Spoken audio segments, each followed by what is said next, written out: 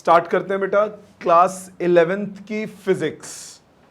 Now ये जो subject है ये थोड़ा सा ट्रिकी हो जाता है बच्चों के लिए। उसका सिंपल रीज़न ये है कि ये आपका कॉन्टिन्यूटी एक्सपेक्ट करता है आपसे।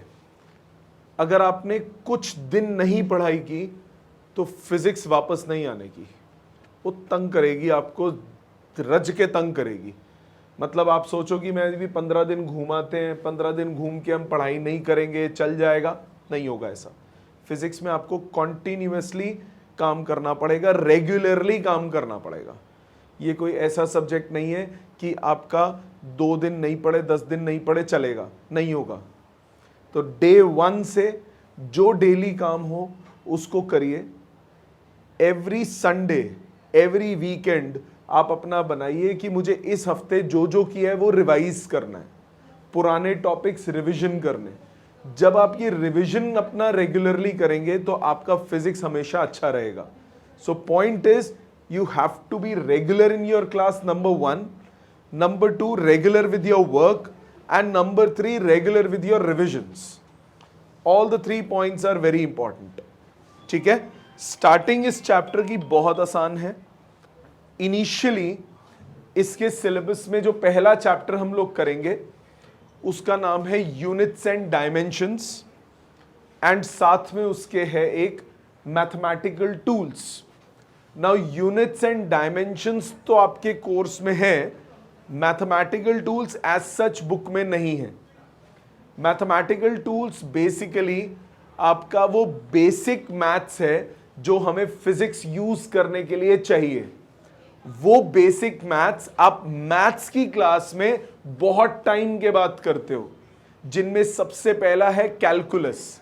जब आप कैलकुलस मैथ्स में करते हो तो 13th चैप्टर है 11th मैथ्स में, तब तक आधी फिजिक्स उड़ चुकी होती है। और फिजिक्स में कैलकुलस हम राइट फ्रॉम 2nd चैप्टर ही शुरू कर देंगे यूज करना। सो इसीलिए मेरे को सबसे पहला काम वो बेसिक मैथ्स भी आपको करानी पड़ेगी ताकि आप फिजिक्स में उसको यूज कर पाएं। जिनके पास मैथ्स नहीं है, जो मेडिकल के बच्चे हैं, उनके लिए तो वो और भी ज्यादा जरूरी हो जाता है कि वो बेसिक मैथ्स आनी चाहिए ताकि आप उसे यूज कर सकें फिजिक्स में। So need not to worry, अगर आपके पास मैथ्स नहीं भी है एज अ सब्जेक्ट तब भी चलेगा। हम लोग वो बेसिक मैथ्स करेंगे जो हम यूज करेंगे फिजिक्स में। ठीक है, so let's start with the topic. चलिए, तो आज हम शुरू करेंगे units and dimensions. Units and dimension में जो सबसे पहला टॉपिक है वो है आपके पास सिस्टम ऑफ यूनिट्स। नाउ जब हम सिस्टम ऑफ यूनिट्स की बात करते हैं तो सिस्टम ऑफ यूनिट्स में सबसे पहली चीज आपको पता होनी चाहिए कि कौन कौन सी टाइप की क्वांटिटीज आप डिफाइन करते हो। 2 टाइप की क्वांटिटीज होती हैं, एक होती है physical quantity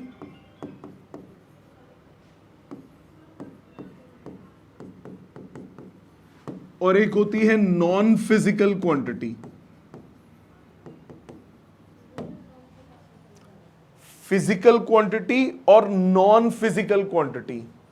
now physical quantity का मतलब क्या होता है? फिजिकल क्वांटिटी का मतलब है एक ऐसी क्वांटिटी जिसको आप मेजर कर सको। ऐसी quantity, physical quantity is a quantity which can be measured. जिस भी क्वांटिटी को आप मेजर कर सकते हो। जैसे मैंने कुछ लेंथ ट्रैवल किया तो लेंथ को आप मेजर कर सकते हो कि नहीं कर सकते? So that is a physical quantity.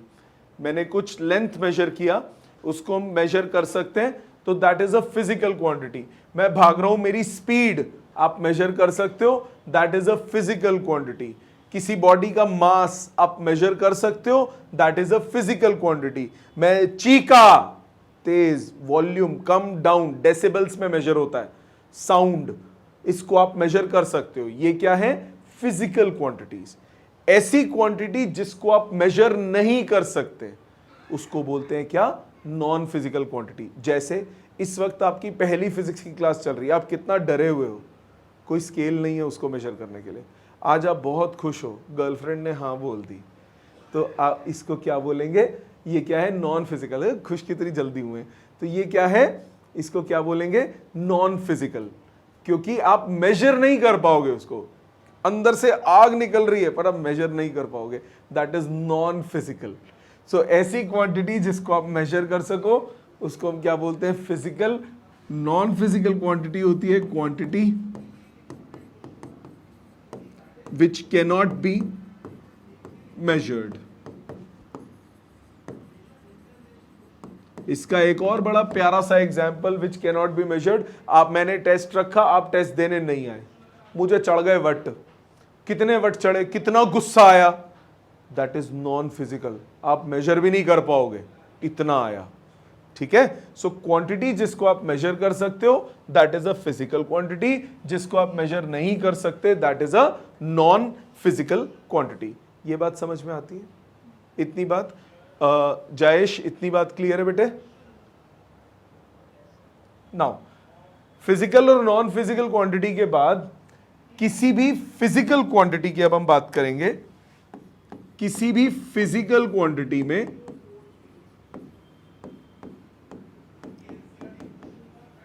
दो चीजें होती हैं, रिप्रेजेंट करने के लिए, इलैबोरेट करने के लिए, लिखने के लिए, डिटेल में बताने के लिए फिजिकल क्वांटिटी में दो चीजें होती हैं। एक होता है उसकी मैग्नीट्यूड और दूसरा होता है उसका यूनिट। एक के बिना दूसरा अधूरा है। मैग्नीट्यूड और दूसरा कौन होता है? यूनिट। मैंने क्या बोला? किसी भी फिजिकल क्वांटिटी को इलैबोरेट करने के लिए, बताने के लिए कि वो कितना है, आपको दो चीजें स्पेसिफाई करनी जरूरी है। एक होता है उसका मैग्नीट्यूड और दूसरा क्या होता है? उसका unit. Magnitude and unit both are important. For example मैंने लिखा length of a body is 5 meters. So this 5 ये क्या है? मैग्नीट्यूड। और ये मीटर क्या है? ये है यूनिट। सो किसी भी फिजिकल क्वांटिटी को आप मैग्नीट्यूड और यूनिट इन दोनों की फॉर्म में लिखते हो। सिर्फ मैग्नीट्यूड से काम नहीं चलेगा। मैंने बोला माई वेलोसिटी इज 5 क्या? मीटर्स पर सेकेंड, किलोमीटर्स पर सेकेंड, किलोमीटर्स पर आवर, क्या बताना है? वो यूनिट आपको बताना जरूरी होगा, बिना यूनिट के काम नहीं होगा। इतनी बात समझ में आती है? दूसरी बात, बेटे लिखने का काम बाद में होगा, पहले समझ ले। दूसरी बात, अगर आप यूनिट को चेंज करते हो तो मैग्नीट्यूड भी चेंज हो जाएगा, but overall quantity remains same. क्या स्टेटमेंट बोली? मैंने बोला if we change the unit, then magnitude also changes, but the overall value remains same.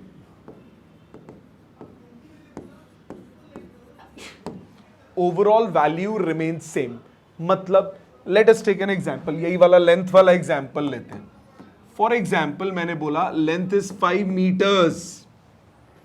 5 metres, अगर मैं मीटर की जगह यूनिट यूज करूं क्या? Centimetre. So I will write it as 500 centimetres. यही करेंगे। ओवरऑल तो बात एक ही है, चाहे मैं बोलूं 5 मीटर्स लेंथ, चाहे मैं बोलूं 500 centimetres length, overall value, overall concept is same.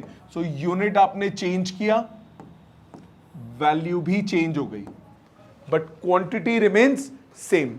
इससे क्या पता लगा? मैं इसको ऐसे लिख सकता हूं, N1U1 is equal to N2U2। N1U1 is equal to N2U2। इसमें कौन सी टर्म क्या है? N1 क्या है? मैग्नीट्यूड। N2 क्या है? New magnitude. U1 क्या है? यूनिट। U2 क्या है? New unit. अगर आप यूनिट चेंज करते हो मैग्नीट्यूड भी चेंज होगा, ओवरऑल क्वांटिटी क्या रहेगी? सेम। इट मींस मैं लिख सकता हूं किसी भी क्वांटिटी के लिए n into you is constant, overall value क्या रहेगी? Same. It means n is inversely proportional to u. What does it mean? It means if we choose smaller unit, then value will increase, and if we choose bigger unit, the value will decrease. Isn't it?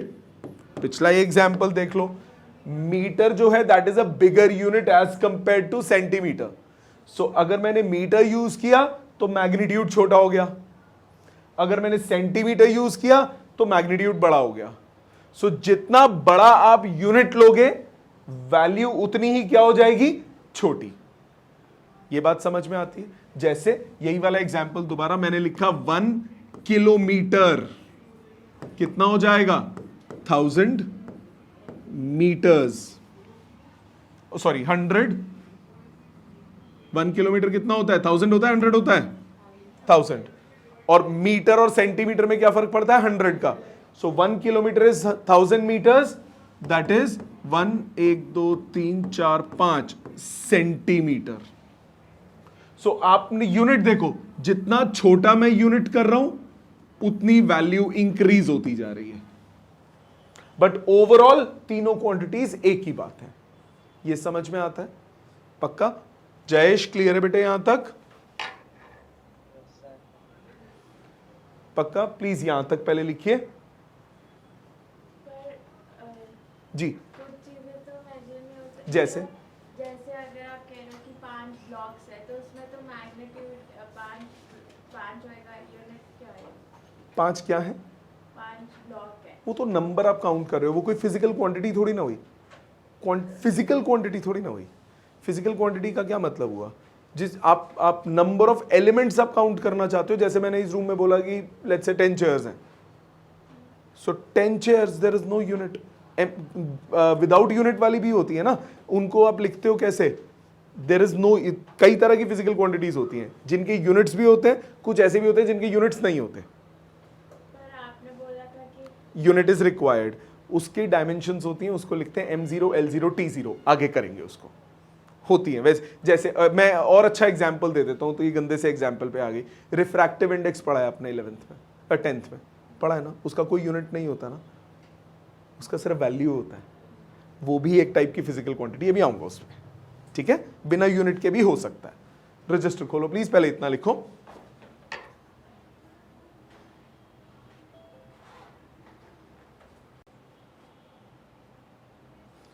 Next, अब physical quantity के types कौन कौन से होते हैं? ध्यान देना बेटा, types of physical quantities.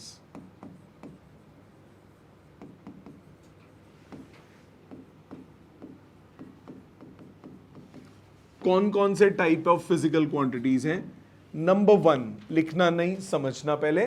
Broadly हम 3 टाइप्स में डिवाइड करते हैं। सबसे पहला, आपने पहले 2 बचपन में पढ़े हैं। एक पढ़ा होगा स्केलर क्वांटिटी, एक पढ़ा होगा वेक्टर क्वांटिटी। पढ़ा हुआ है ना? स्केलर क्वांटिटी कौन सी होती है? पहला scalar quantity. Scalar quantity is a quantity which can be represented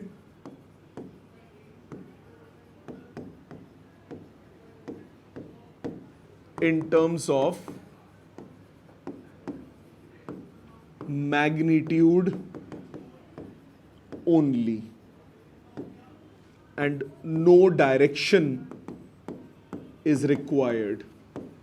जैसे फॉर एग्जाम्पल मैंने बोला for example temperature, speed, distance, ये सब क्या होते हैं? स्केलर। मैंने बोला इस रूम का टेम्परेचर 35 डिग्री सेल्सियस है, मैंने बोला इस रूम का टेम्परेचर 35 डिग्री सेल्सियस है। मैं ये तो नहीं बोलता 35 डिग्री सेल्सियस अपवर्ड डायरेक्शन, नहीं, 35 डिग्री राइट साइड, ऐसा तो नहीं होता। So there is no direction. So आप जिस क्वांटिटी को सिर्फ वैल्यू की फॉर्म में रिप्रेजेंट कर सको, वो वैल्यू कौन सी होती है? Scalar quantity. ठीक, डिटेल में अगले चैप्टर में और बहुत भयानक डिटेल में आएगा। दूसरा, वेक्टर क्वांटिटी। वेक्टर क्वांटिटी कौन सी होती है? वेक्टर क्वांटिटी होती है ऐसी क्वांटिटी जिसमें आप मैग्नीट्यूड के साथ साथ क्या क्या रिप्रेजेंट करते हो? डायरेक्शन। मतलब बिना डायरेक्शन के इस क्वांटिटी को आप रिप्रेजेंट नहीं कर सकते। सो स्केलर क्वांटिटी जिसमें सिर्फ मैग्नीट्यूड की रिक्वायरमेंट होती है। Vector quantity is a quantity which can be represented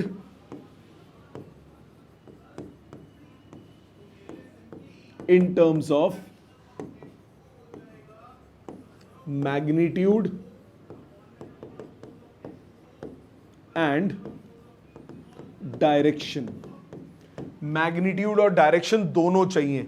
for example velocity, acceleration, displacement, ये सब क्या होती हैं? Vector quantity. फोर्स, मोमेंटम, ये सब क्या है? Vector quantity.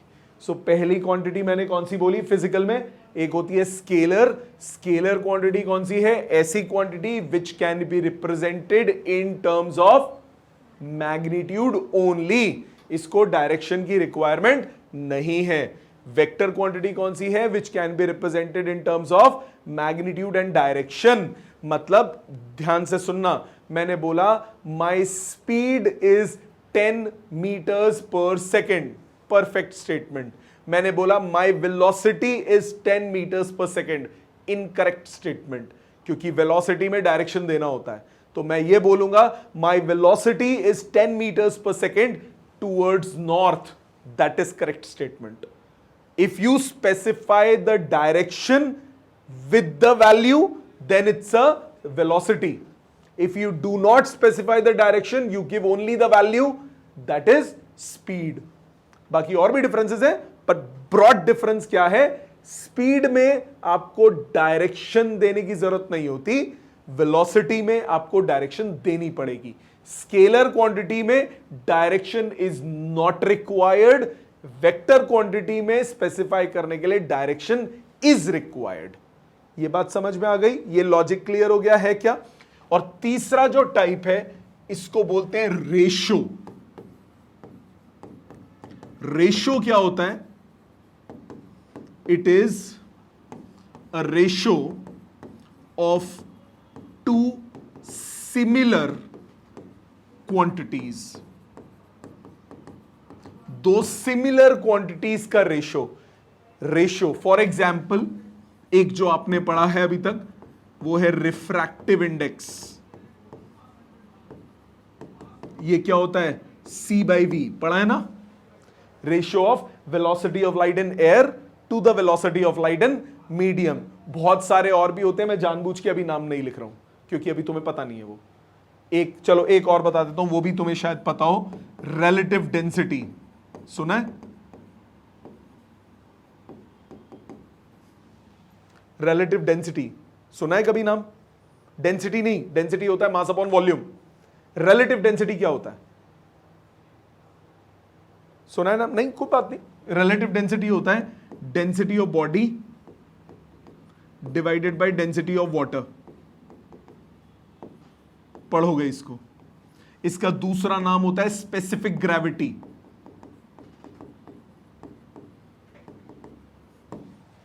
इसी का दूसरा नाम है। और भी बहुत सारी टर्म्स हैं, उनके बारे में तो दूर दूर तक नहीं सुना होगा। इसका तो मुझे फिर भी था शायद सुना हो, पर नहीं सुना तो कोई बात नहीं। ये धीरे धीरे करके जैसे जैसे आप फिजिक्स पढ़ते जाओगे ये टर्म्स आपके उसमें रेगुलर प्रैक्टिस में आती रहेंगी और याद हो जाएंगी। ठीक, तो मैंने क्या बोला दोबारा सुनो जो लेट आए उनके लिए। सबसे पहला, क्वांटिटी दो पार्ट्स में डिवाइड करते हो। पहली कौन सी? फिजिकल। दूसरी कौन सी? Non physical. फिजिकल क्वांटिटी वो जिसको आप मेजर करते हो, अभी हम सारा फिजिकल क्वांटिटी की बात करेंगे।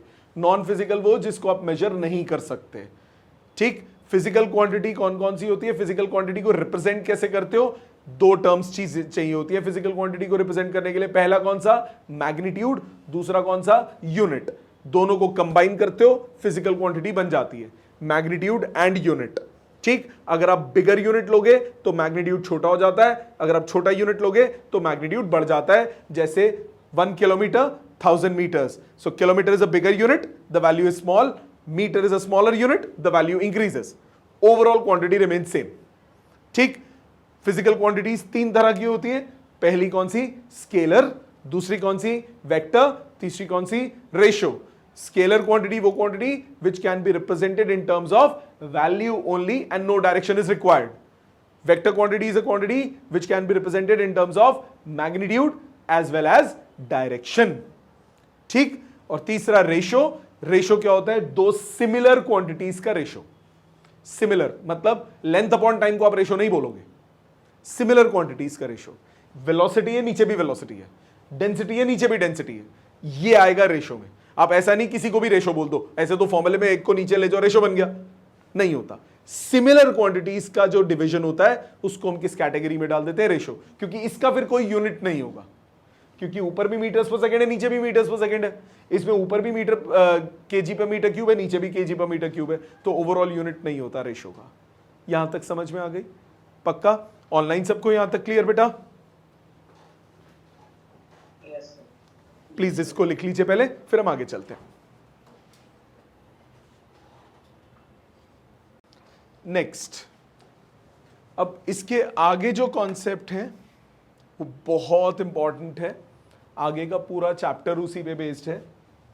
इसका नाम है फंडामेंटल। लिखना नहीं, समझना पहले।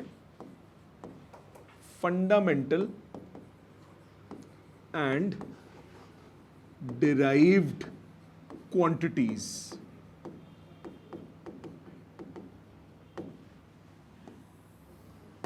Now there are so many quantities, बहुत सारी हैं। कुछ तो याद ही हैं, जैसे आपको temperature, speed, distance, displacement, velocity, acceleration, force, energy, kinetic energy, potential energy, gravitational energy, कितने सारी हैं। अलग अलग क्वांटिटीज हैं आपके पास। सबको याद करना, सबको एक एक पॉइंट उनका ध्यान रखना बड़ा मुश्किल हो जाता है, सबके यूनिट्स, सबकी वैल्यूज। तो हम क्या करते हैं, हम सारी क्वांटिटीज को ब्रॉडली दो कैटेगरीज में डिवाइड कर देते हैं। दोबारा मैंने क्या बोला? क्योंकि बहुत सारी क्वांटिटीज हैं तो उनको ऑर्गेनाइज करने की जरूरत है। So we divide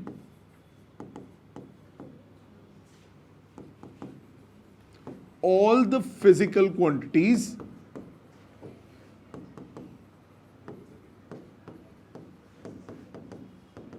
into two categories.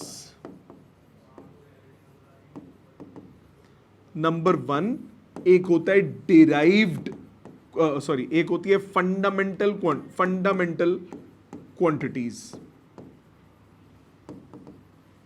और दूसरी है डिराइव्ड क्वांटिटीज।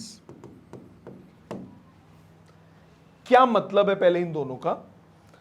फंडामेंटल का मतलब हुआ ऐसी क्वांटिटीज जिनको हम बेसिक क्वांटिटीज मानते हैं, जिनको और छोटा फर्दर सब डिवाइड नहीं कर सकते।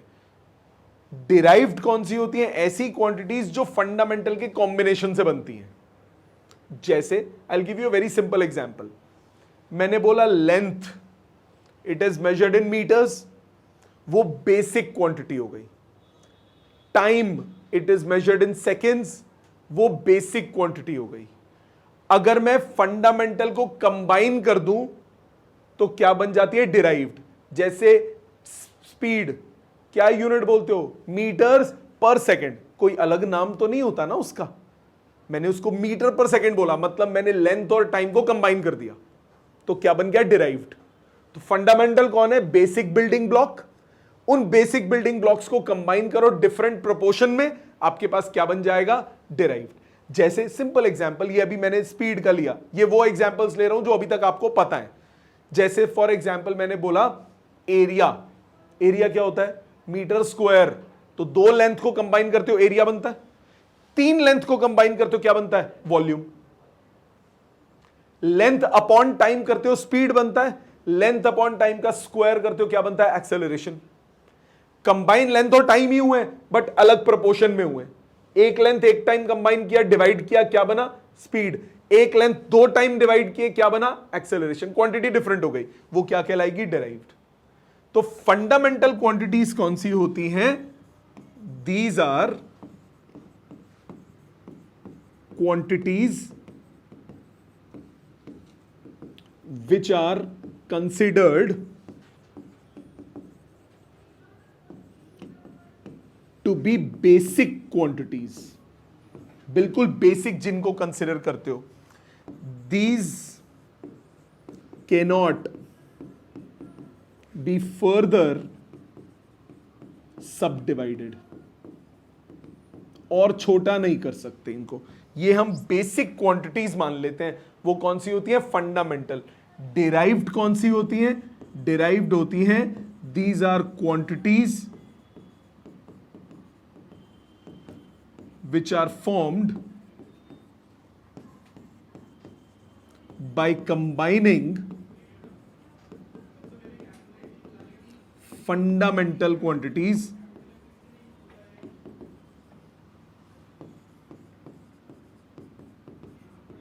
इन डिफरेंट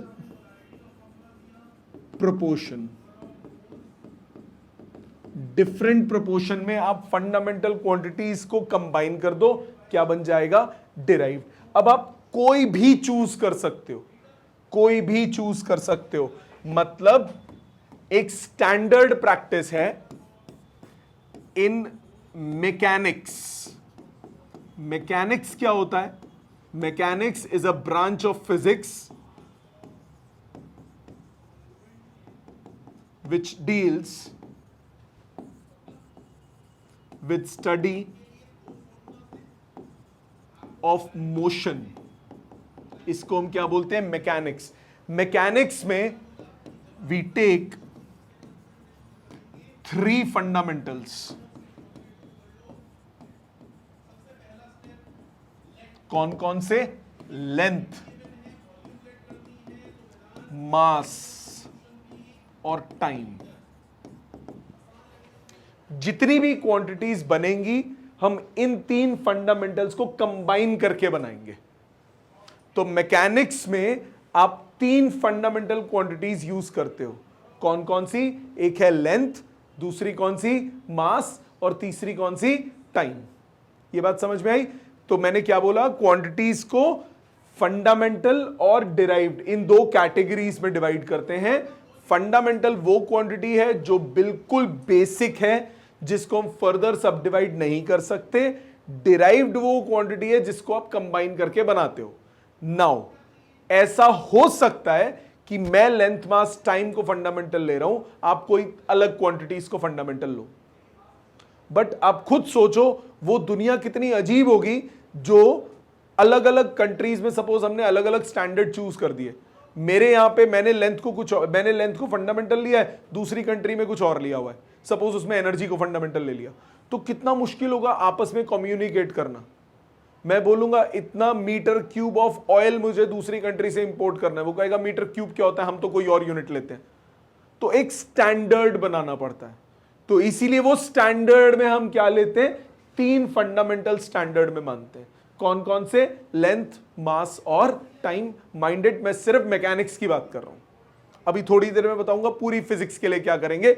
मैकेनिक्स में हम तीन फंडामेंटल लेते हैं। कौन कौन से? Length, mass and time. इनके जो यूनिट्स होते हैं, यूनिट्स ऑफ फंडामेंटल क्वांटिटीज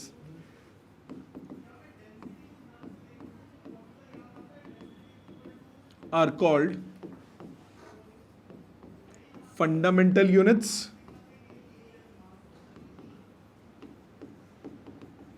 और डिराइव्ड के, and that of derived quantities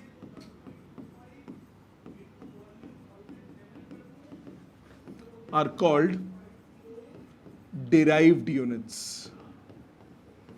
fundamental quantity के यूनिट्स जो होते हैं उनको हम बोलते हैं फंडामेंटल यूनिट्स। डिराइव्ड क्वांटिटी के यूनिट्स जो होते हैं वो होते हैं derived units. In mechanics we use 3 system of units. पूरी मैकेनिक्स को कवर करने के लिए हम 3 सिस्टम ऑफ यूनिट्स यूज करते हैं। पहला सिस्टम कहलाता है FPS system. FPS stands for foot pound second. Foot किसके लिए यूनिट? लेंथ के लिए। पाउंड मास के लिए। टाइम सेकेंड के लिए। ये कहलाता है FPS सिस्टम। ये इंग्लैंड वगैरह में ज्यादा यूज होता है, इंडिया में यूज नहीं होता। दूसरा सिस्टम होता है CGS system, centimetre gram second. तीसरा सिस्टम होता है MKS system, metre kilogram second. सबसे ज्यादा जो आप यूज करते हो वो है MKS सिस्टम। आप खुद सोचो, कोई भी क्वांटिटी सोचो अपने दिमाग में, आप क्या हमेशा मीटर पर सेकेंड स्क्वायर इन्हीं में ही आंसर करते हो ना, तो वो कौन सा सिस्टम ऑफ यूनिट लेते हो? MKS system. सो मैंने क्या बोला, दोबारा ध्यान से, मैंने बोला कि फिजिकल क्वांटिटीज को हम 2 कैटेगरी में डिवाइड करते हैं। एक होता है फंडामेंटल कैटेगरी या फंडामेंटल क्वांटिटीज, दूसरी होती है डिराइव्ड क्वांटिटीज। फंडामेंटल क्वांटिटीज के जो यूनिट्स होंगे उनको हम क्या बोलेंगे? फंडामेंटल यूनिट्स, जो बेसिक यूनिट्स होते हैं। और डिराइव्ड क्वांटिटी के जो यूनिट्स होंगे उनको क्या बोलेंगे? Derived units. इनमें हम 3 सिस्टम ऑफ यूनिट्स डिफाइन करते हैं मैकेनिक्स में। एक है FPS, foot pound second. Length के लिए यूज करेंगे क्या? फुट। मास के लिए क्या यूज करेंगे? पाउंड। और टाइम के लिए क्या यूज करेंगे? सेकेंड। दूसरा होता है CGS, centimetre gram second, length mass time के लिए। और तीसरा MKS, मीटर किलोग्राम सेकेंड। ठीक, इसकी अब ये तो सिर्फ क्या हुई? ये तो मैकेनिक्स कवर हुई। हमें तो पूरी फिजिक्स पढ़नी है, तो पूरी फिजिक्स करने के लिए हम यूज करते हैं SI सिस्टम। ये सुना हुआ है नाम? स्टैंडर्ड इंटरनेशनल, सुना है ना नाम? तो SI सिस्टम क्या होता है? It is extension of MKS system.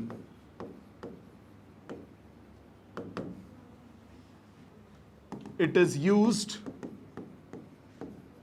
to cover entire physics. पूरी फिजिक्स में सब कुछ कवर कर लेता है ये। इसमें होते हैं 7 fundamentals and 2 supplementary units.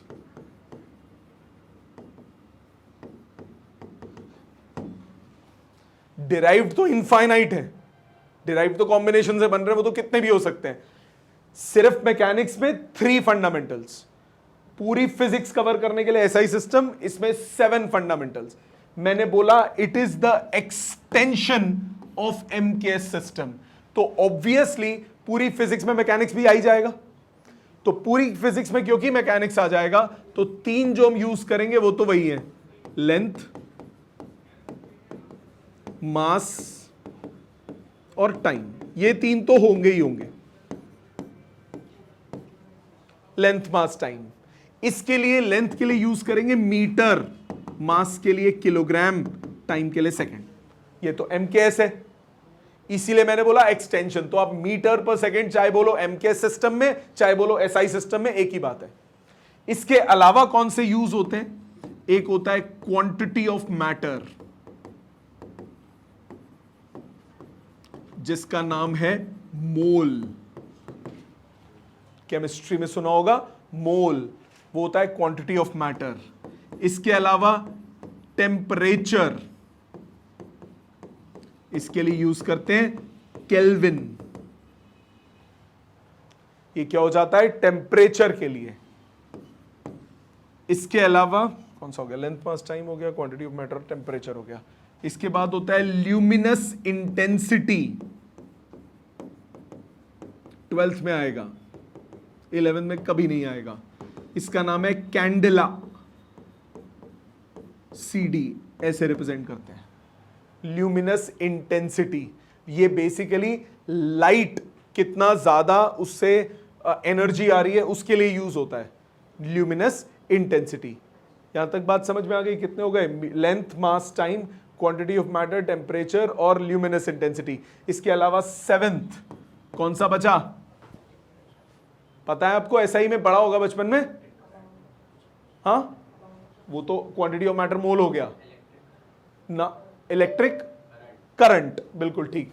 Last है इलेक्ट्रिक करंट, इलेक्ट्रिसिटी कवर करने के लिए इलेक्ट्रिक करंट या सिंपली करंट, इसके लिए यूज होता है एम्पियर। तो ये 7 फंडामेंटल्स आप यूज करते हो पूरी की पूरी फिजिक्स को कवर करने के लिए। कौन कौन से? लेंथ, मास, टाइम के लिए metre, kilogram, second, quantity of matter के लिए मोल, टेम्परेचर के लिए केल्विन, ल्यूमिनस इंटेंसिटी के लिए कैंडेला और इलेक्ट्रिक करंट के लिए एम्पियर। इसके अलावा हाँ जी बेटे, नहीं, एम्पियर फंडामेंटल है।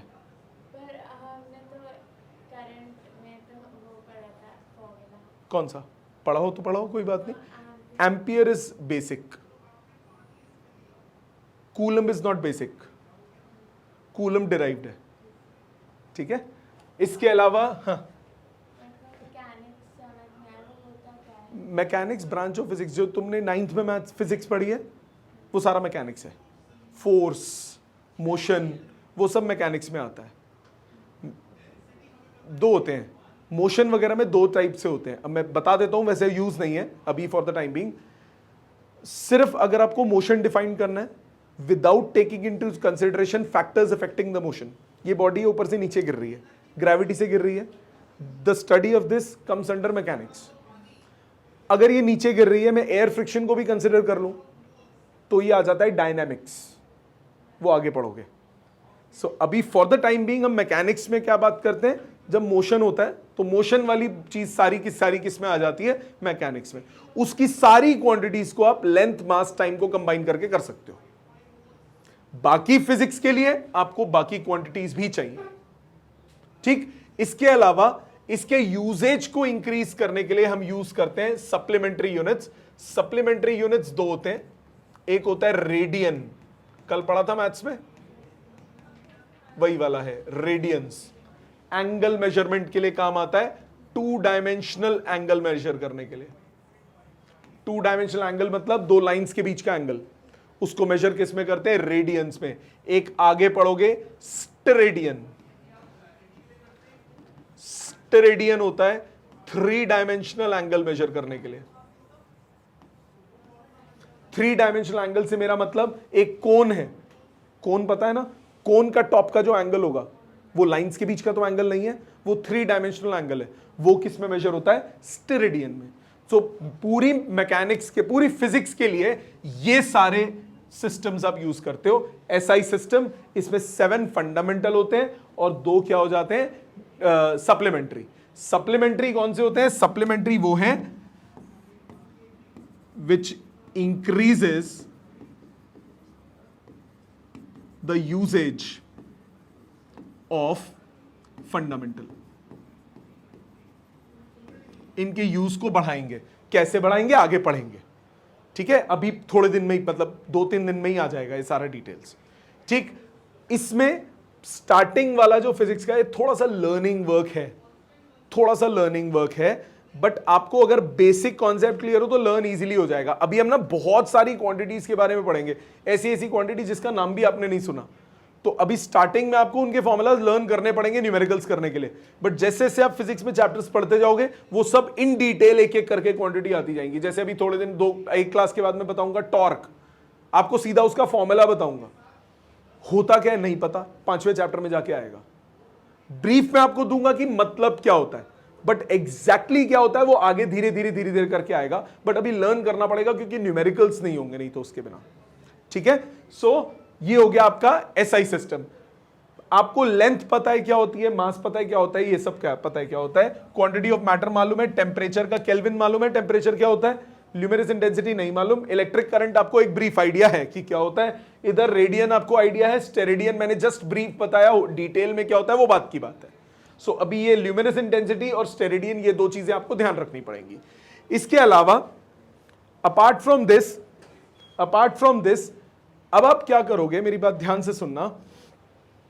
अगर मैं किसी भी यूनिट को डिफाइन करता हूं, जैसे सपोज करो मैंने बोला 1 मीटर लेंथ, 1 मीटर लेंथ कितनी होती है, कितनी होती है 1 मीटर, आप कहोगे सर इतनी होती है, कुछ स्टेटमेंट होगी, कुछ मतलब होगा उसका।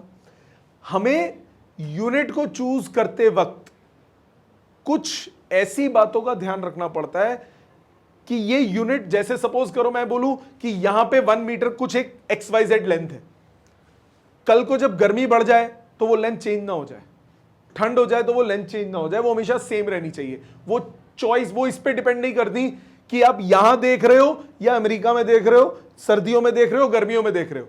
जैसे सपोज करो मैंने बोला एक फट्टा है वो 1 मीटर लेंथ का है, आयरन का है सपोज, अब गर्मी होती है तो थर्मल एक्सपेंशन नाम सुना होगा आपने, तो गर्मियों में 1 मीटर बड़ा हो जाता है, अमेरिका में 1 मीटर छोटा हो जाएगा, ठंड में नहीं होगा, वो हमेशा सेम रहना चाहिए, वो तो हमेशा सेम है। तो हमें हर क्वांटिटी चूज करते वक्त क्या ध्यान रखना पड़ेगा, हर एक यूनिट को प्रॉपर डिफाइन करते वक्त, हर वैल्यू को डिफाइन करते वक्त ये ध्यान रखना पड़ेगा कि वो इन सब फैक्टर्स पे डिपेंड ना करे।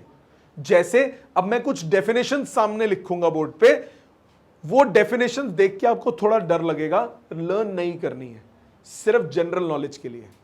जैसे आप 1 मीटर की अगर मैं बात करता हूं, 1 मीटर का स्टेटमेंट, प्रॉपर डेफिनेशन 1 मीटर की ये है, it is defined as the distance occupied by 1650763.73 wavelengths of vacuum, wavelengths in vacuum of the radiation emitted by krypton 86 atom in its transition between the states 2p10 to 5d5। क्या मतलब हुआ इस statement का, नहीं याद करना, रट्टा नहीं मारना, लॉजिकली मतलब क्या है, हमें ऐसी चीज चाहिए जो हमेशा कांस्टेंट रहे, किसी भी कंडीशन में कांस्टेंट रहे। तो डिफाइन कैसे किया कि जब क्रिप्टॉन क्या होता है, क्रिप्टॉन आपका होता है एक रेडियो एक्टिव एलिमेंट, क्रिप्टॉन में जब इस लेवल से इस लेवल पे ट्रांजिशन होता है तो जो वेवलेंथ निकलती है उस वेवलेंथ को 1650763.73 से आप मल्टीप्लाई कर दो तो जो लेंथ आएगी वो 1 मीटर होती है। लर्न नहीं करना है, लर्न नहीं करना है, सिर्फ आपकी जीके के लिए है। हो सकता है आपके किसी गंदे स्कूल में बोल दें लर्न करो पेपर में आएगा, फिर मैं कुछ नहीं कर सकता। 99.9999% स्कूल्स में नहीं बोलते। इसके अलावा किलोग्राम, ये बड़ी सुंदर सी डेफिनेशन है, किलोग्राम है, मैंने बोला ये वट्टा 1 किलोग्राम का है, अब गर्मी होगी तो बड़ा हो जाएगा पर वजन तो उतना ही रहेगा ना, तो हमने किलोग्राम बड़ी सिंपली बोल दिया, it is defined as a mass of platinum iridium cylinder, इस मटेरियल का cylinder of diameter equal to its height which is preserved in a vault in International Bureau of Weights and Measures। बाहर पड़ा है Paris में, जाके तोला, उतना 1 metre 1 kg है। इसी तरह से और भी है। सेकंड की डेफिनेशन, एम्पियर की डेफिनेशन, एम्पियर फिर भी आप पढ़ सकते हो, current through cross section is 1 ampere when 1 coulomb charge passes in 1 second, ये पढ़ा हुआ है आपने बचपन में, सो वही डेफिनेशन है। केल्विन, कैंडेला भी नहीं समझ में आएगी, मोल आपको मालूम है। सो ये सारी स्टेटमेंट्स जो हैं लर्न नहीं करनी है, अगर आपके स्कूल में बोले तो लर्न करनी पड़ेंगी, नहीं तो नहीं करनी पड़ेंगी। इसके अलावा मैंने आपको 2 यूनिट्स और बोले जिनका नाम था रेडियन और स्टेरेडियन। रेडियन क्या होता है, 2 डायमेंशनल एंगल, इसकी डिटेल ट्रिग्नोमेट्री में आएगी। स्टेरेडियन अभी छोड़ दीजिए, सिर्फ ये नाम याद रखिए। जब एक रेडियन को पूरा करते हो तो क्या बनता है, सर्कल बनता है। जब स्टेरेडियन वाले एंगल को पूरा करोगे तो बनेगा स्फीयर, बॉल। दोनों में फर्क है, एक 2 डायमेंशनल है और एक 3 डायमेंशनल ऑब्जेक्ट है। बात समझ में आ गई सबको, क्लियर? सो ये था आपका आज का बेसिक इंट्रोडक्शन। इसमें एक छोटी सी बात और, एसआई सिस्टम की थोड़ी और डिटेल में बात कर लेते हैं। एसआई सिस्टम हम क्यों यूज करते हैं? एसआई सिस्टम यूज करने के कई कारण हैं। क्या कारण है? पहला, एसआई सिस्टम आपका कंप्लीट फिजिक्स कवर करने के काम में आ जाता है। इसमें हर क्वांटिटी के लिए एक यूनिट डिफाइंड है जो कि चेंज नहीं होता। जैसे अगर मैं एनर्जी के लिए बोलता हूं जूल्स, तो चाहे काइनेटिक एनर्जी हो वो भी जूल्स में मेजर होती है, चाहे पोटेंशियल एनर्जी हो वो भी जूल्स में मेजर होती है, चाहे जियोथर्मल एनर्जी हो, फॉर्मूला भले ही आपको ना पता हो, वो भी किस में मेजर होता है? जूल्स में। सो एसआई सिस्टम को बोलते हैं this system makes use of only one unit for one physical quantity, that is it's a rational system of unit. दूसरा, in this system all the derived units can be easily obtained from basic supplementary units, that it is a coherent system। ये और detail में आगे आएगा। मतलब जितनी भी quantities हैं वो आप फंडामेंटल को मिला के बना सकते हो, इसीलिए हम एसआई सिस्टम प्रेफर करते हैं। ये पेपर में आता है क्वेश्चन, एसआई सिस्टम के यूजेस बताओ, एडवांटेजेस बताओ एसआई सिस्टम का, why do you prefer SI system. So ये पहले दो हो गए। थर्ड, मेट्रिक सिस्टम है, मतलब इसमें मल्टीपल्स ऑफ 10 में आप यूनिट्स के साथ खेल सकते हो, मीटर से सेंटीमीटर, किलोमीटर, मल्टीपल ऑफ 10 में आप जा सकते हो। सो ये तीन बेसिक एडवांटेजेस होती हैं किसकी? एसआई सिस्टम की। यहां तक समझ में आ गया? ये क्लास ग्रुप में अभी मैं पीडीएफ से शेयर कर दूंगा, जो एंड का आपका लिखना रह गया प्लीज घर जाके लिखिएगा, पर बेसिक लॉजिक यही है। लॉजिक समझ में आ गया सबको? आज हमने थोड़ा थियोरेटिकल पढ़ा है, अगली क्लास में मैथमेटिकल पे आ जाएंगे। ठीक है? Thank you very much.